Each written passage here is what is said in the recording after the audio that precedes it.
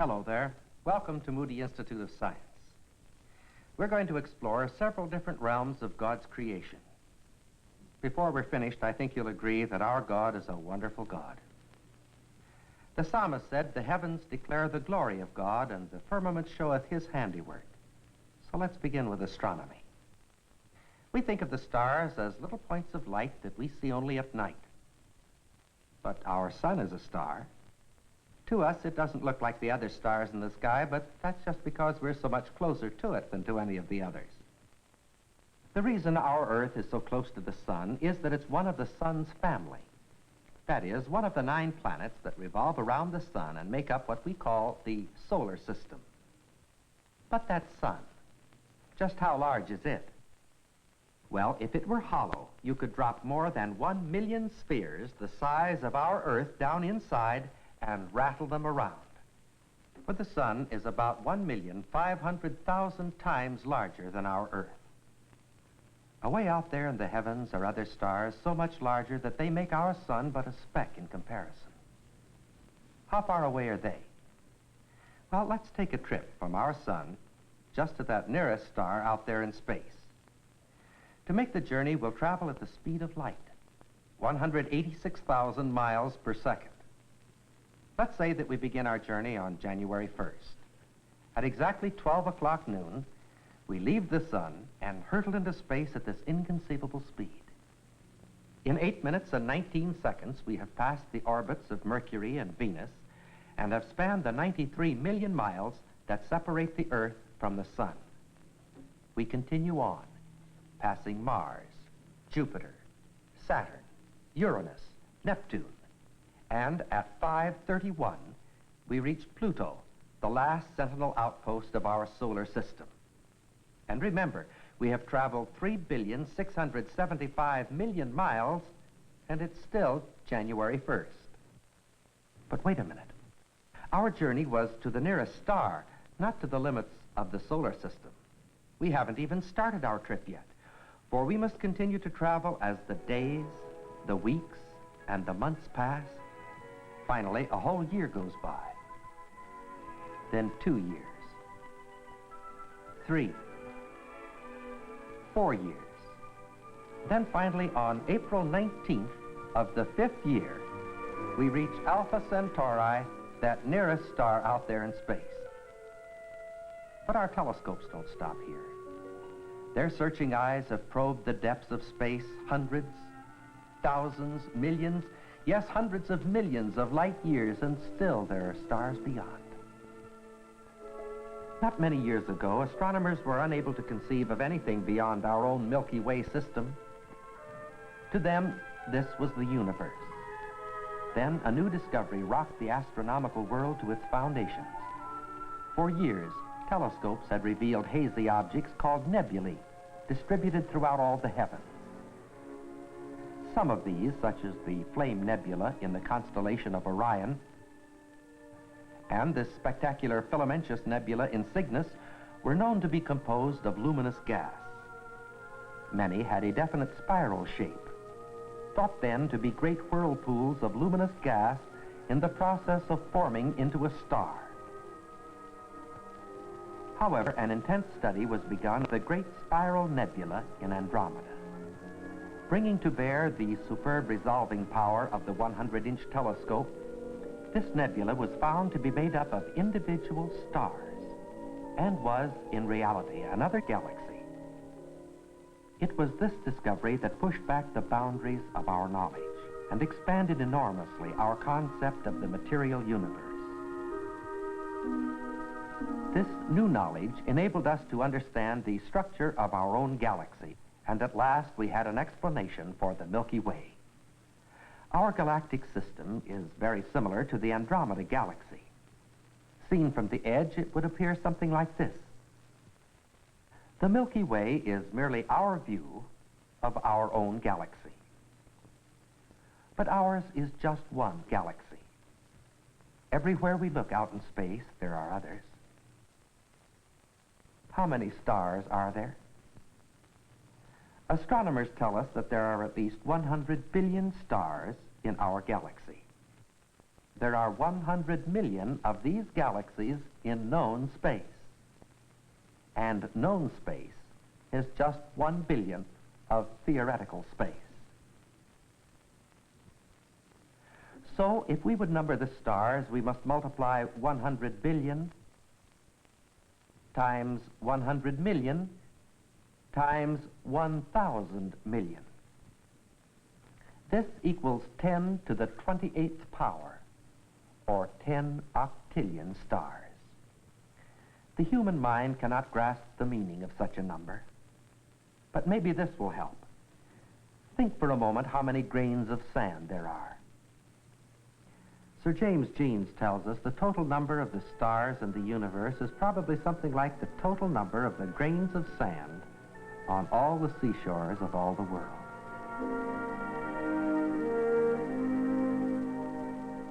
Do you feel pretty small? Well, I guess that's the natural reaction. After looking at the immensity of God's universe, man seems just too small and insignificant for God to care anything about. But there are other things to consider. For example, God says, "Consider the lilies of the field, how they grow. They toil not, neither do they spin.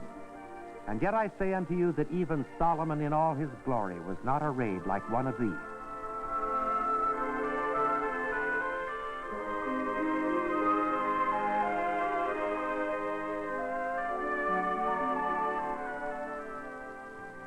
Poppies are the field lilies of California. Each year in the spring, they stretch a carpet of gold across the valley.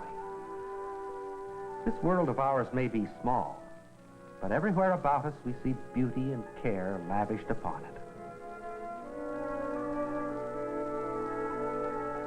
The poppy is a friendly flower. It seems at home beneath snow-capped mountains, in the farmer's fields, or along the highway. Remember our verse, "Consider the lilies of the field, how they grow"? Well, let's consider how they grow. We'll start the time compressor and squeeze 4 full days and nights into less than half a minute. On the morning of the first day, the poppies pop open, and late in the afternoon, they close. The next morning, they open again.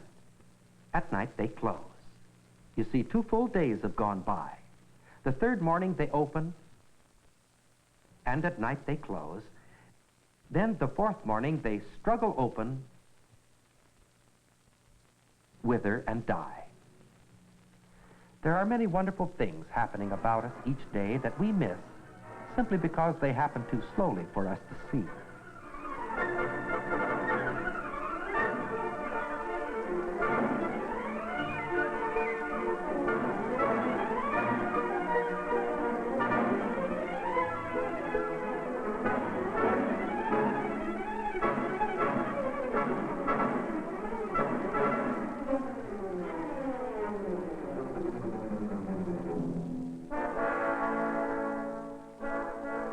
It's not only beauty we miss.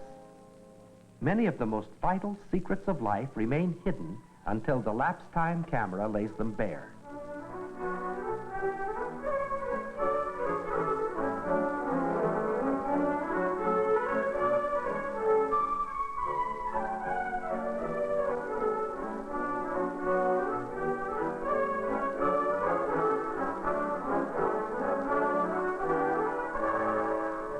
We might think it's the wind blowing the leaves of the daffodil back and forth, but these pictures were taken in the laboratory and there's no wind there. The leaves, you see, grow first on one side and then on the other, giving them this swaying motion. There's a lot of force involved in the growing of living things. The struggle of this azalea bud to open is an example of it. Of course, it's not so evident here, but it's the same kind of force that enables growing roots to lift a sidewalk or crack the foundations of a house. Each flower has its own special tempo of growth as it unfolds. The begonia, for example, is so active that it's almost impossible to keep the camera focused upon it.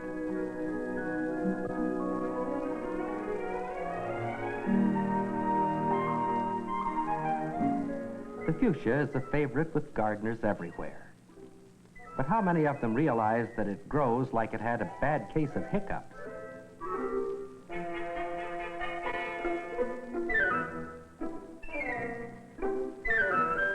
Flowers are as different as human beings. The hibiscus seems to have quite a sense of the dramatic as it unfurls with a grand gesture in a riot of color.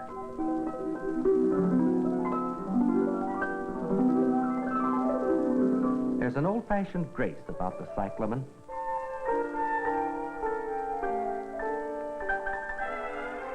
It seems to recall the courtly manner of yesterday as it opens with a curtsy. Plants don't grow all the time. They grow a while and then they rest. In this rose, for example, there's a period of growth, then a period of rest, then a period of growth, then a period of rest. Our attention has been focused upon the beauty of the plant. But there's something far more vital than beauty. For plants manufactured directly or indirectly, every bit of food that we eat. As the leaves are exposed to sunlight, the mysterious and wonderful process of photosynthesis carries on. This process is perhaps the most basic and vital in all the world. Without these marvelous food factories, life could not exist upon the earth.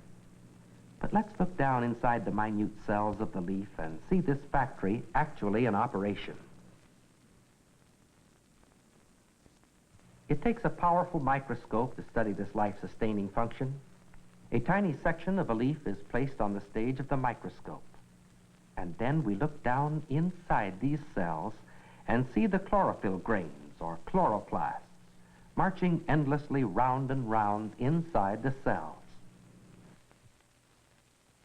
Through the action of sunlight, this photosynthetic process takes the carbon from the carbon dioxide of the air and the hydrogen from the water of the ground, mixing them together into carbohydrates, proteins, and other food elements in a way which man has never quite been able to understand and may never be able to duplicate.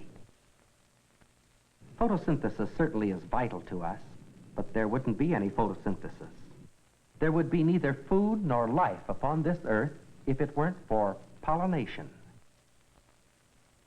With the reawakening of life in the spring, the landscape is splashed with riotous color.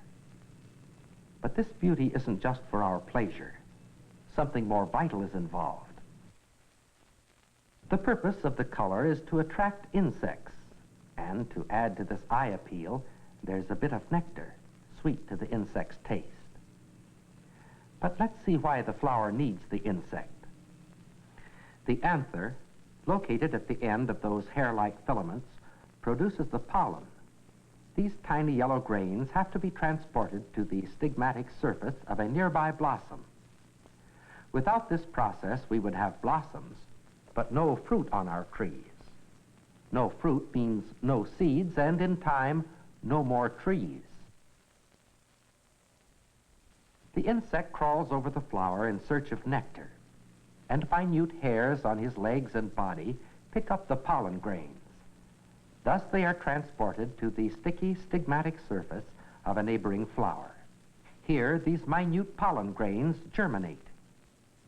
The photomicrographic lapse time camera permits us to actually witness this thrilling process of germination.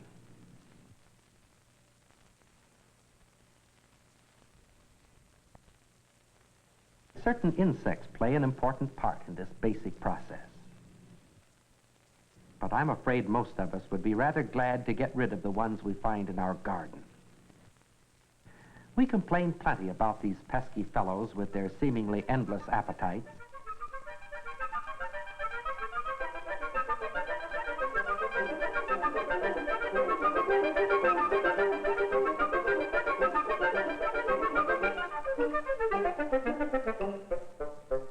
Let's examine the life history of one caterpillar, the anise swallowtail.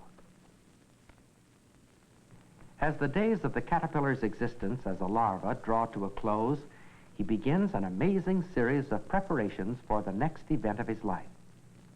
The spinning of this silken loop is an important step in that process.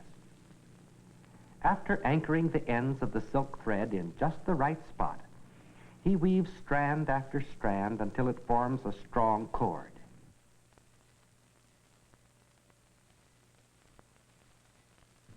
When it is finished, he performs a very neat bit of gymnastics and ducks his head through the loop.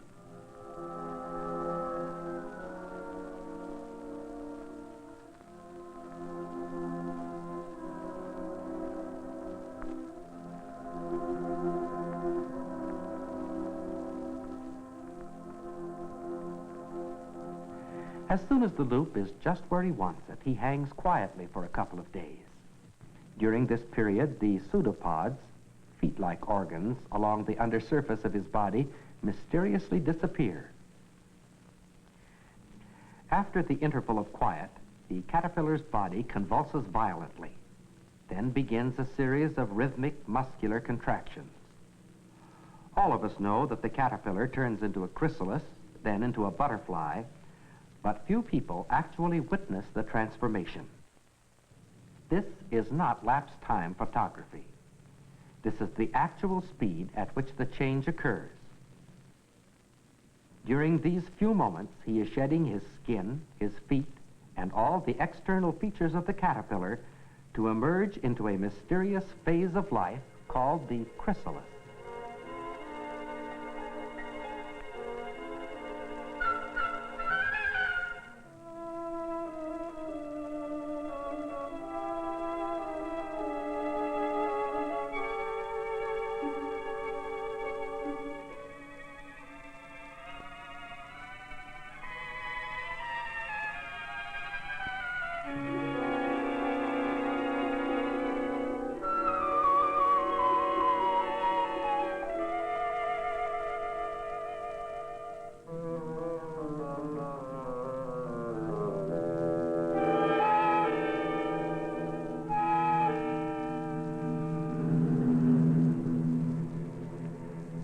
In just a moment, we'll delve into the mysteries of this change in color. But first, let's retrace our steps briefly. Before the caterpillar loses his skin, holding onto the twig is comparatively simple. But when he sheds this skin, he performs an acrobatic feat that makes the man on the flying trapeze look like an amateur. First, he hangs onto the skin by pinching it between the folds of his body. Next, he withdraws what the entomologist terms the cremaster and neatly hooks it onto the branch. It looks as though he might shake himself loose as he struggles violently to rid himself of the rolled-up skin. But we don't need to worry about this. He has fastened himself in a way that will support more than 100 times his own weight. Key to this support is the cremaster, unique organ at the extreme lower tip of his body. It's actually no larger than the head of a pin, yet the microscope reveals it is covered with 140 tiny sharp hooks, just the equipment he needs. But the hooks are just half the story. Several days earlier, the caterpillar had the foresight to spin this strong, almost invisible web of silk on the branch. And it is this web that holds the hooks of the cremaster secure. Can you spot the chrysalis in this picture? Pretty well hidden, wasn't it? This blending of the colors into the background is no accident. It is deliberate camouflage. Caterpillars forming these chrysalids were all of the same type, the Anis swallowtail. Fed the same food, raised under identical conditions, there was just one difference. They were placed on different colored sticks just before entering the chrysalis stage. The emerging chrysalis does not immediately bear any resemblance to his environment. At first, it is greenish-white in color. Almost immediately, however, there is a striking change in color that agrees perfectly with the surroundings. This camouflage is the only protection the helpless insect has during the 2 weeks or so it hangs quietly, awaiting its day of liberation. When this day arrives, the insect jerks violently for a few moments, and then the chrysalis pops open, and from it emerges an adult insect, the butterfly. Of course, he still doesn't look much like a butterfly because his wings have not yet filled out. But this process won't take long. If you watch very closely, you'll see it actually take place. Tiny tubes within the wings are being filled, some with blood, some with air, and some with a liquid that will soon cement, giving rigidity and strength to the butterfly's wings.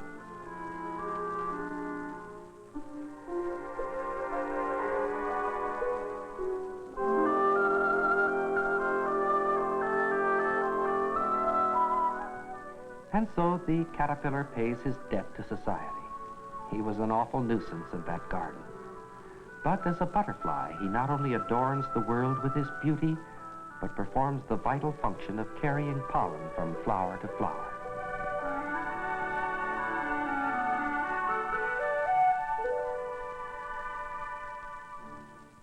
The Paramecium has been the biologist's classic example of simplicity.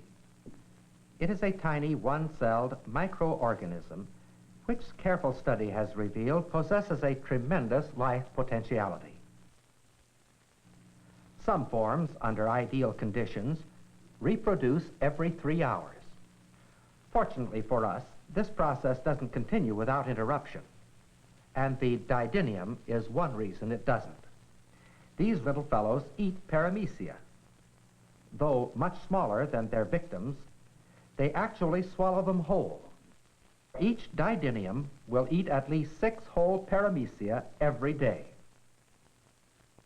But what would happen if the reproduction of one Paramecium went on unhindered? If this process could continue for just 5 years, we would have enough Paramecium to solidly pack all known space. For many years, we have been told that Paramecium are so simple that they are all of one sex, and that they reproduce merely by dividing and becoming 2. But a new discovery has burst like an atomic bomb in the biological world. These tiny creatures that were supposed to be so simple have been found in some ways more complex even than man himself. These are Paramecium bursaria. Their green color is the result of an amazing method of actually labeling the tiny organisms. Present within the Paramecium is a microscopic form of algae, which varies from light to dark green in proportion to the amount of light allowed to accompany growth. Using a tiny glass tube called a micropipette, about the diameter of a human hair, Paramecium of one sex are injected into a culture of a different sex.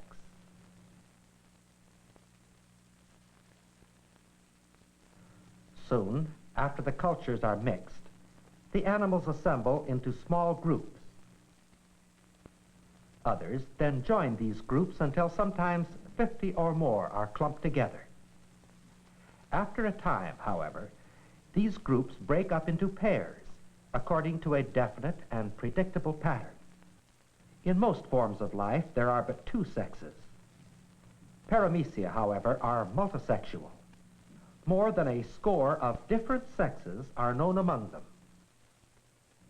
In the search for simplicity, the scientist has discovered an overwhelming complexity.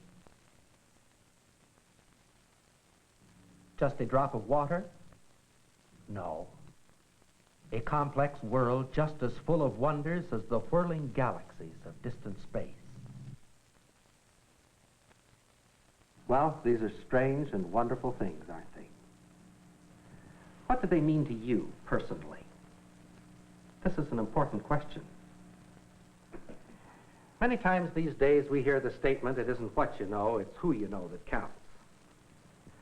The statement is made cynically, of course, but there's a real sense in which it is very true. For the man who does not know God is living an empty life. A God who can create 100 billion universes and then hurl them into space and fill them with all the minute miracles of life is a wonderful God. What is your relationship to him? Is this wonderful God a total stranger? If so, then your life is empty and pointless, even though it be filled with all the knowledge and the wisdom of this world. Some people go through life with God as a constant companion, as a partner in every adventure. Have you wondered about the reality of this relationship? Well, the answer to that question is personal experience. And after all, isn't that the best answer? How can we enter into this relationship with God? By turning over a new leaf, deciding to do better? I doubt if your experience with this formula is any more successful than mine. We need a new life, not a new leaf. We're apt to think of God's work in creation as something connected only with the dim and distant past. But God's work as creator is not over. He stands ready today to perform for you his greatest creative miracle. Let me read you a verse from the Bible.